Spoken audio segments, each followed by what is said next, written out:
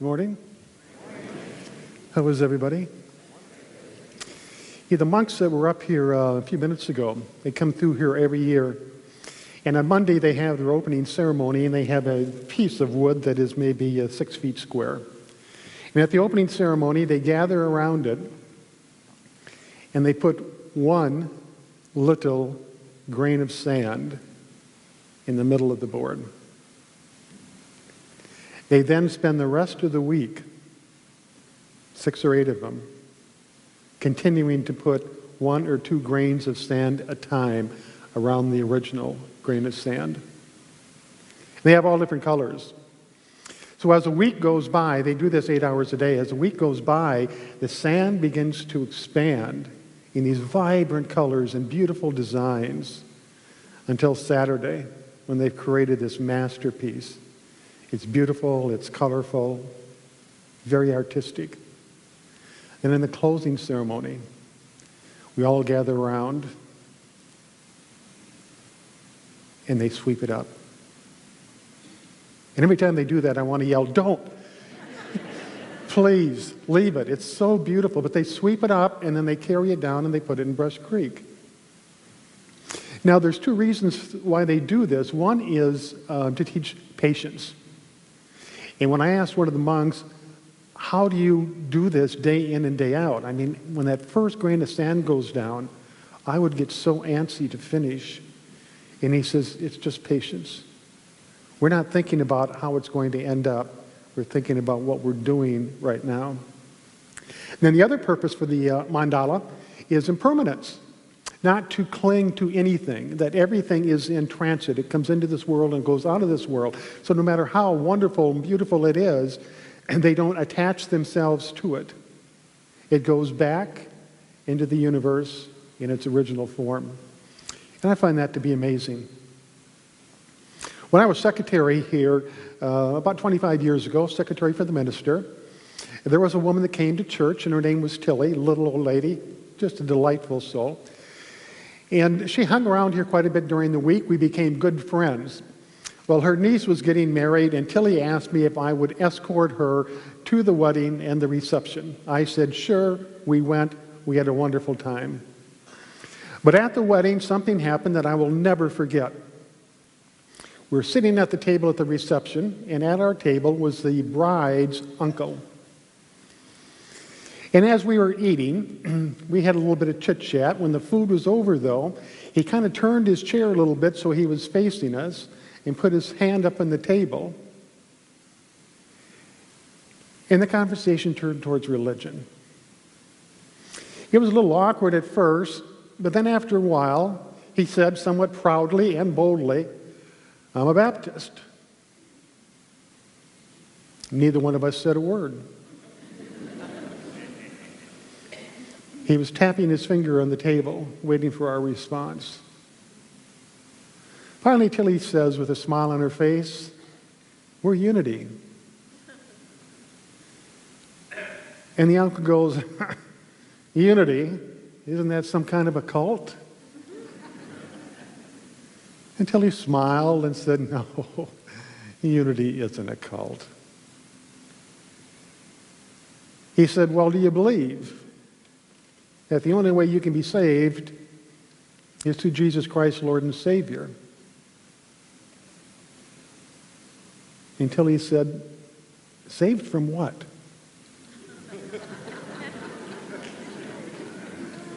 And the man said, "Eternal damnation, that's what." Until he said, "No, we don't believe in eternal damnation." He was getting a little bit irritated with us, especially with Tilly, and he said, "I just don't know how you people live with yourselves."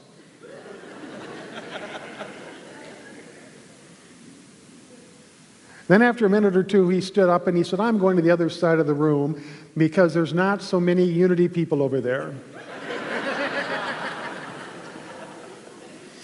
Tilly said, "Why don't you go to hell because there's no Unity people there?"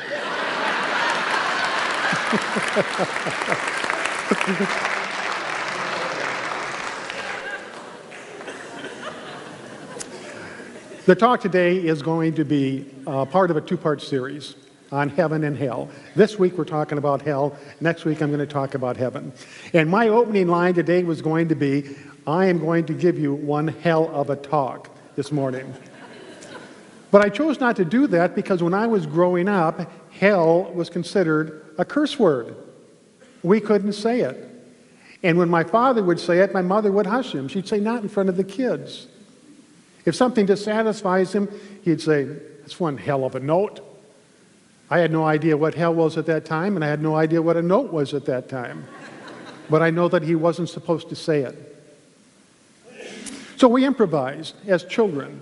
And one of the older kids in the neighborhood taught us to say hell by saying H-E double toothpick. You kind of spell it out. And so that became a big thing for us. But the real thing I want to talk about hell today is the concept, how it came into being. It didn't always exist, but hell became such a big part of religion and the church. Most Bible scholars agree that there is no such thing as hell, that it was a concept made up to be used as a tool by ministers, religious leaders, and churches to control the people. You know, as the churches began to grow, they began to collect more and more rules, more and more regulations, more and more doctrines, more and more creeds, until they had this expansive list of do's and don'ts. But they faced a dilemma. It's how do we get the people to obey all of these rules? They're not illegal. We can't turn them over to the police. We can't peer through their windows and see what they're doing. How do we get them to follow the rules? How do we get them to do what we tell them to do? And that was a dilemma. Well, after a great deal of soul searching, some genius came up with the idea, we put the fear of God in them. That might do it. But how do we do that? How do we put the fear of God in them? We tell them God's going to punish them if they break the rules.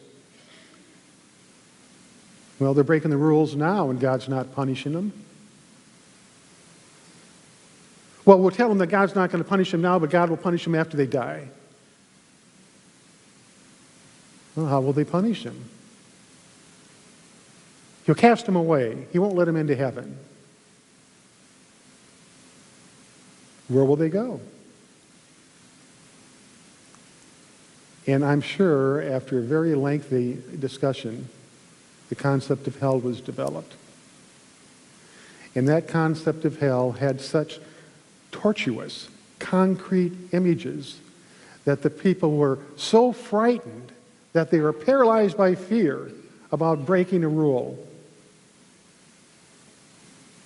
There were concrete images of boiling water, freezing cold. Some of the world scripture states that the one who goes to hell will be trampled by maddened elephants. Another one says he will be thrown into boiling oil. And yet another says he will come back as a jackal with lean cheeks, and people will throw stones at his black and blue sores. Scary stuff. So this continued on, and it continued on, and it continued on until hell grew to something that was way beyond ordinary imagination. Now, Jesus' entire ministry was based on heaven, which is exactly the opposite. Hell is a tortuous, fearful, debilitating state of mind or place that would inflict some sort of punishment. Heaven is calm and it's peace and it's serene. It's very nice. So you have the juxtaposition of these two different possible destinations that you could go to when you die, depending on whether you were naughty or nice.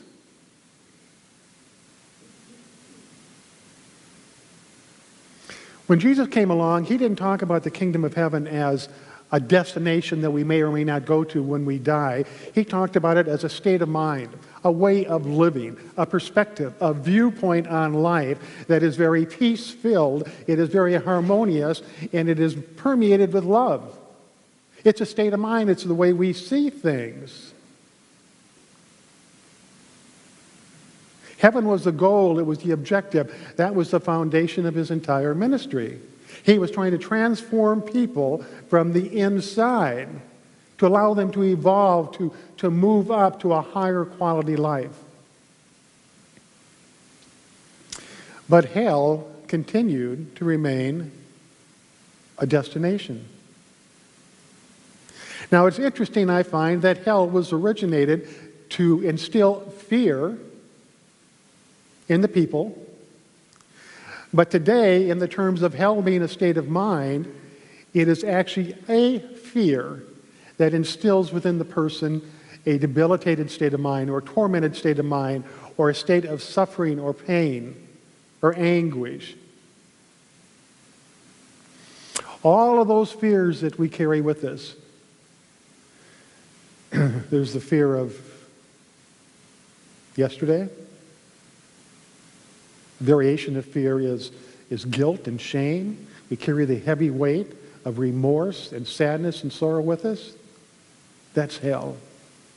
There's a fear of feeling like we're not good enough, that we're inferior, that we're unworthy to some degree. That's hell. There's a fear of rejection. What if I like somebody and I want to get to know somebody and they reject me and push me away? That means I'm not good enough. They verify it. There's a fear of the unknown. What might happen next? What might happen next? What might happen next?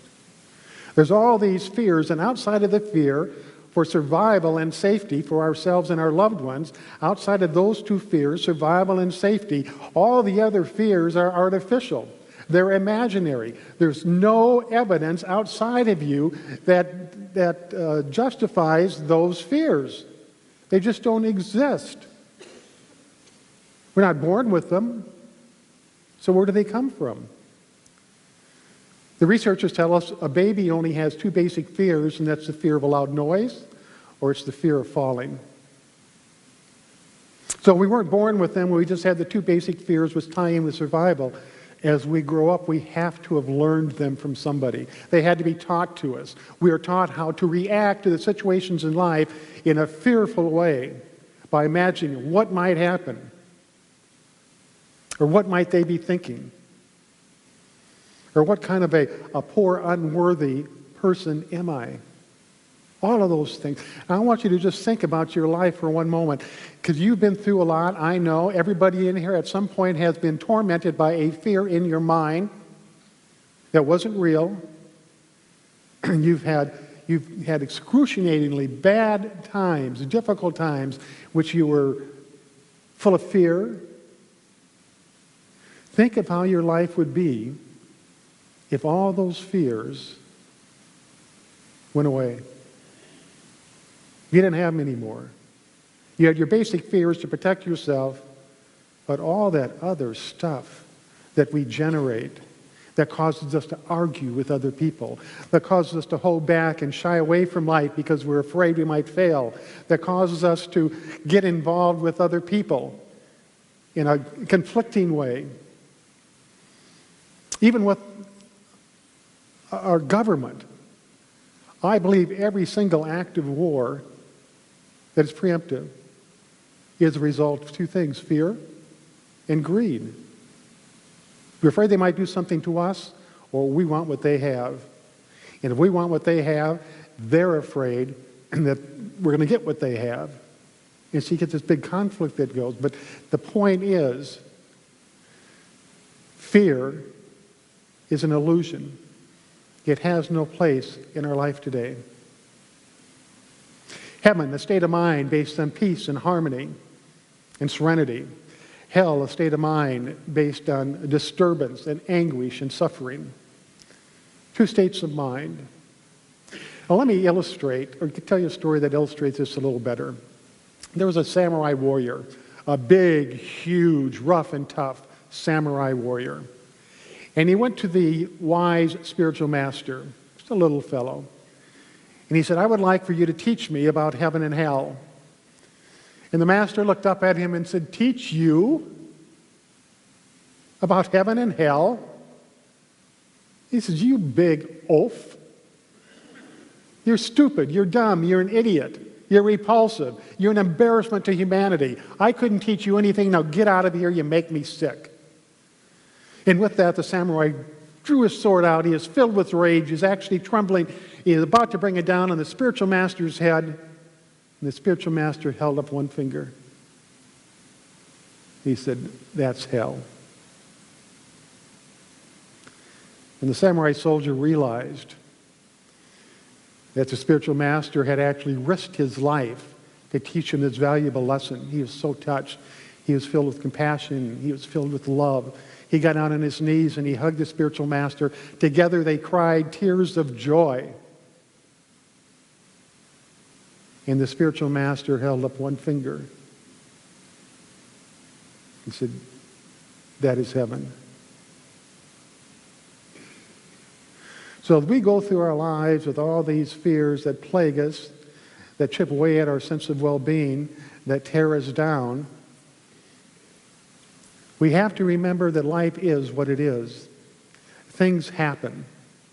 Everybody in here has been through difficult times. You've all had ups and downs. You've had problems. You've had challenges. You've had setbacks. But here you sit. Everything turns out okay. It always does. No matter what is going on in your life, no matter how bad it might seem at the moment, everything turns out okay. Patience is the pathway to peace. To be patient in the midst of a turbulent time, when you're facing a problem that's as big as a mountain, just be patient. Don't react. Just be patient. And know that in time, everything is going to be okay.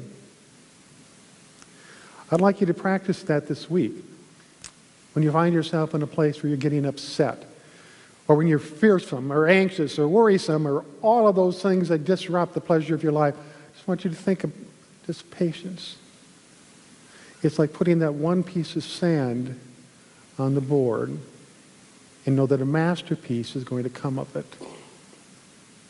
So, this week, if you find yourself in a state of fear, if you find yourself thinking that you're not as good as you should be, if you find yourself worried about what might happen tomorrow, if you find yourself in a place of lack where you think you don't have enough, if you find yourself in a place where you don't think you can manage life, when you find yourself in a place that is filled with fear, there's one question and one question only to ask yourself.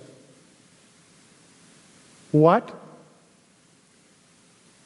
in hell am I doing? Think about that as we go into meditation.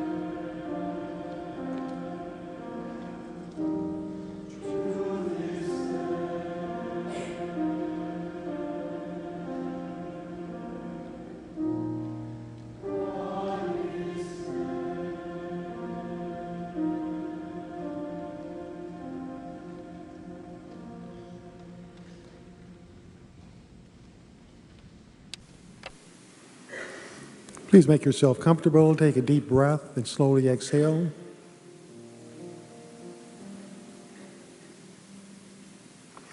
As I speak these words, please make them your own.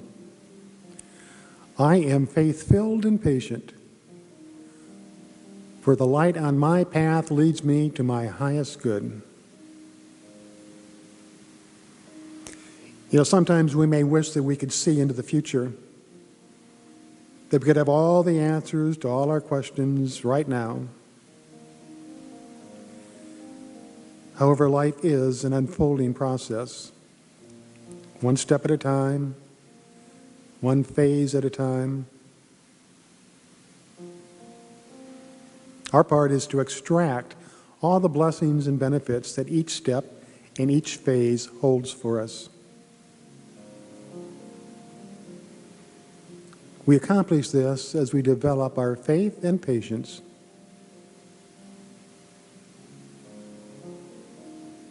Through faith and patience, all that we need to know is revealed to us at the time we need to know it.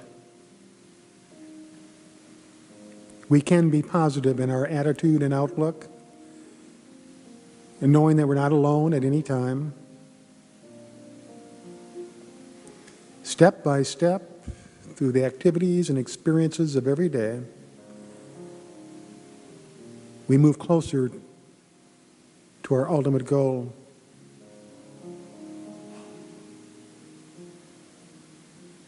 The ultimate state of well-being.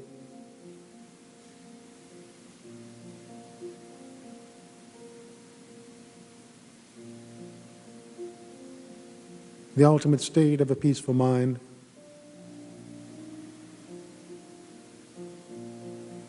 And the ultimate state of a harmonious life.